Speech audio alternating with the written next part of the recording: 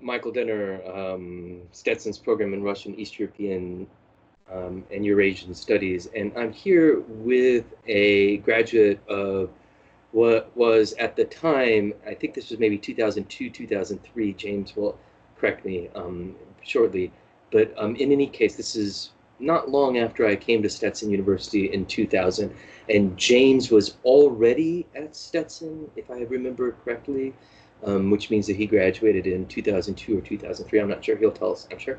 I'm with James Hargrave, who's actually not in his usual uniform. Usually he would be wearing all black, and he would have a hat on. I'm sure that there's a correct name for the hat, but I'm ignorant. James will tell us exactly what he is, because I'm also going to get that wrong. So James, tell me who you are right now and where you are and what you're doing, and like be modestly detailed. I'm a deacon in the Orthodox Church, and I live in British Columbia, about an hour outside of Vancouver. I'm serving an Arabic Orthodox parish, Antiochian Orthodox parish near Vancouver, assisting with doing English language as in addition to Arabic, as well as working from home translating Greek Orthodox devotional hymnography into Swahili and other African languages. Why are you doing that, James? Why are you working for an Antiochian church, but also translating documents from Byzantine Greek into Kiswahili or Swahili? Because we have rent. That's not what I meant, and you know. Let's see. How did I get to this point, or what is my motivation? What are you asking? That's a complicated story, isn't it? Yeah. How did you get to the point where? Yeah. What? Gee, James, why do you speak Swahili?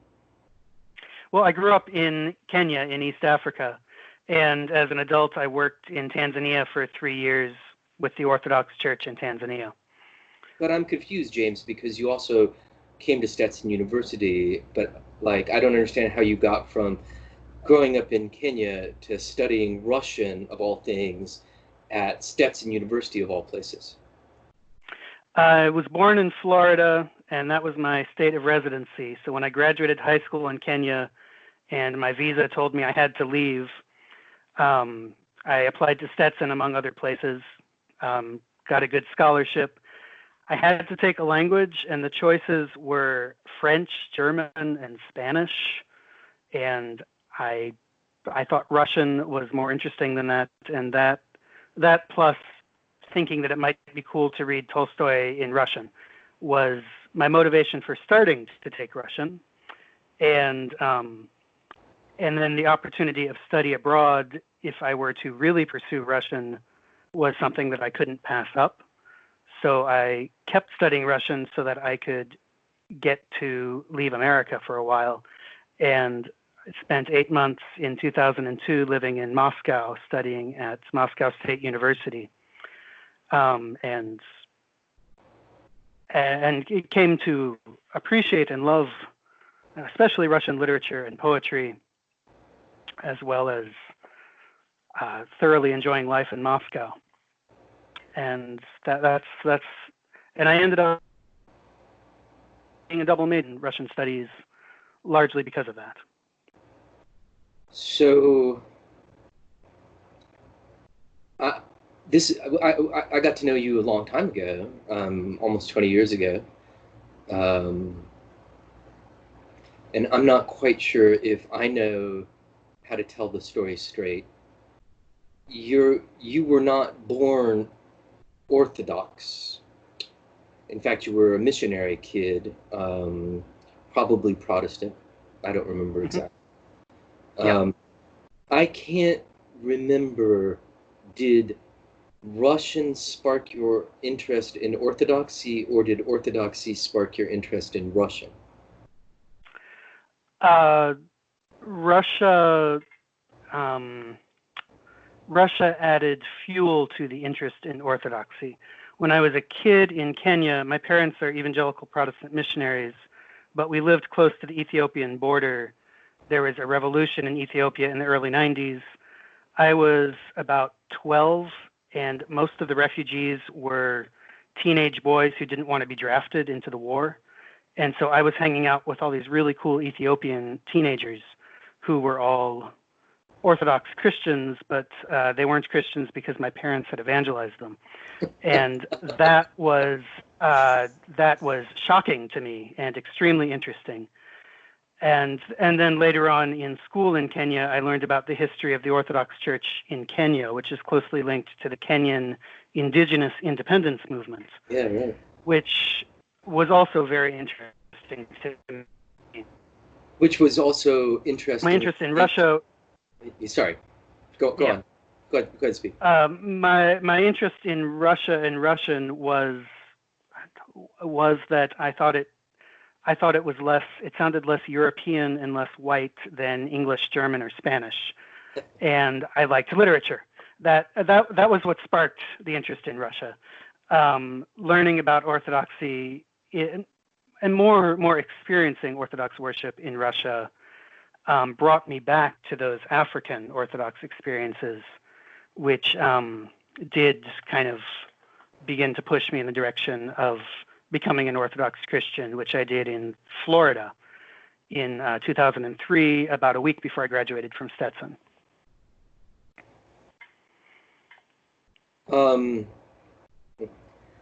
That's a long time ago, man. You then, if my memory serves correctly, and it usually does, enrolled against my advice in a master's program at UF in linguistics. I did. Before I did that, when I was in Moscow was cool. Russian was awesome. Everyone in my dorm was from Asia, and Russian was the language we used to communicate with each other. That's right. But most of my fluency in Russian was not with native Russian speakers. It was with native Japanese, Korean, and Chinese speakers. And I was very interested in the work that my professor, Lyudmila Stepanovna, was doing, teaching her language and culture. And I thought, I like this idea of teaching language. So I ended up moving to South Korea, where many of my friends in Russia were from, and teaching English there for a year. And then I spent a year working with AmeriCorps in California. Oh, and you learned Spanish then, right? Yeah. You helped Latinos in Spanish. I remember this now. Yeah. And then I came to Florida and enrolled in a linguistics program. Spent 5 years in a 2 years master's program because all I wanted to do was learn all the languages, and I ended up withdrawing from the program and moving to Tanzania to work for the Orthodox Church in 2010 was when I moved to Tanzania. Fascinatingly, UF is probably the best institution in the United States for African studies. Yes, they have a very good Kiswahili program. Yeah, a really, really great their African linguistics program is great. They have what is generally recognized as the best African library collection in the United States as well. Wow. Okay, and so you did 5 years in Gainesville, and around the age of 30, you went to Tanzania, and you spent 3 years there. Yep. And then what happened? And actually, I'm not quite sure I know. During that time, I got to know another a fellow worker from British Columbia, and named Daphne, and we got married. And our son Peter, was born in Uganda because the hospital across the border in Uganda was better than the hospital in Tanzania. And the challenges of our particular situation with a newborn came to be such that we moved back to Daphne's hometown in British Columbia, where she had a job waiting for her, planning all along for me to attend seminary so that we could go back to East Africa. So I did go to seminary in Boston at Holy Cross Greek Orthodox School of Theology. We actually met at a restaurant in Boston while you were working on your degree. I remember this. Yeah. Graduated from there a year ago.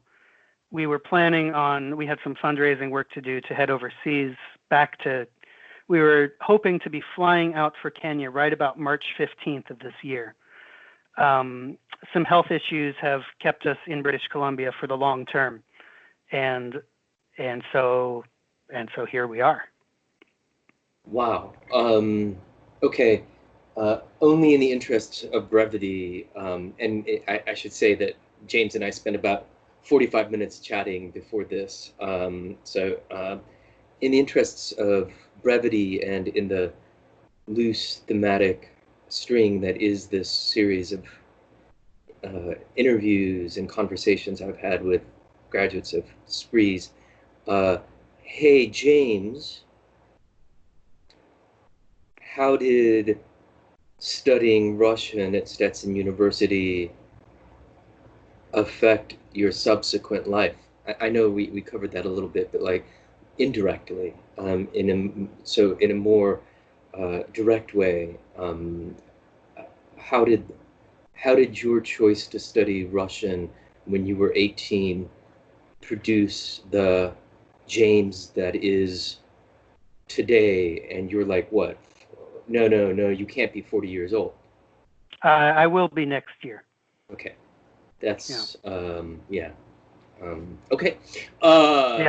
Yeah, and here's the thing, like, I just get older and older, and all my students stay the same age, and it's such a drag. So how did studying Russian affect you? I was an English major. I ended up being English and Russian studies major, and it really was literature, and especially poetry. You asked me to be honest, and I will. Studying Pushkin Onegin with you my senior year was one of the highlights of my academic time at Stetson. And in fact, I did my senior thesis on Russian translations of Edgar Allan Poe's poetry. My claim was that these translations of Poe were part of the thing that sparked the Silver Age of Russian poetry. Mm-hmm. The theory of translation as well as the theory of poetics.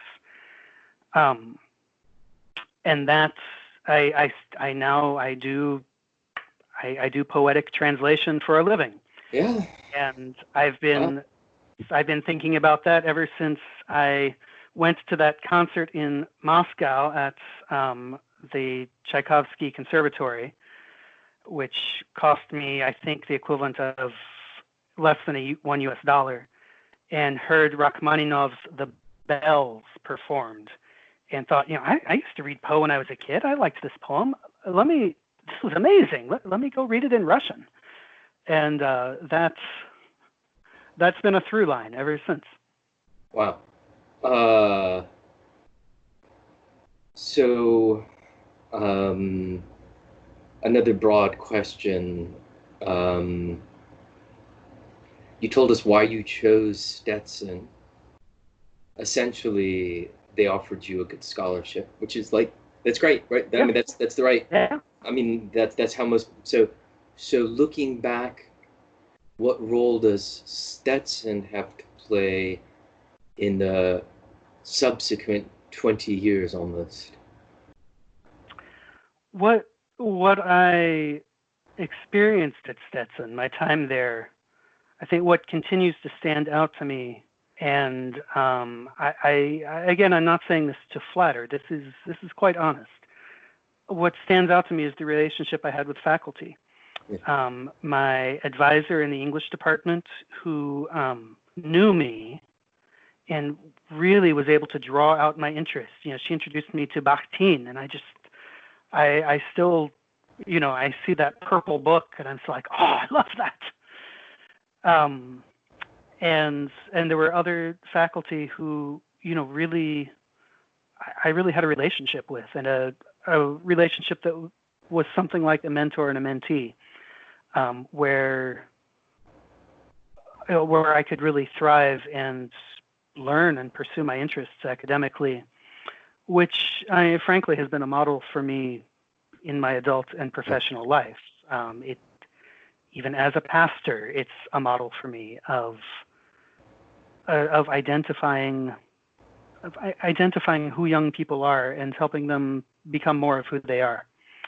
I really did experience that at Stetson, and it really was quite formational. Yeah, it's I'll wrap this up by just meditating on this idea that maybe all education, but especially the kind of education that I engage in, that is to say that I'm a part of a university that educates 18 to 22-year-olds in the United States in the 21st century. It's complicated to say this, but it seems to me that the information that you learn while you're a student is vitally important, but it has an expiry that's surprisingly quick.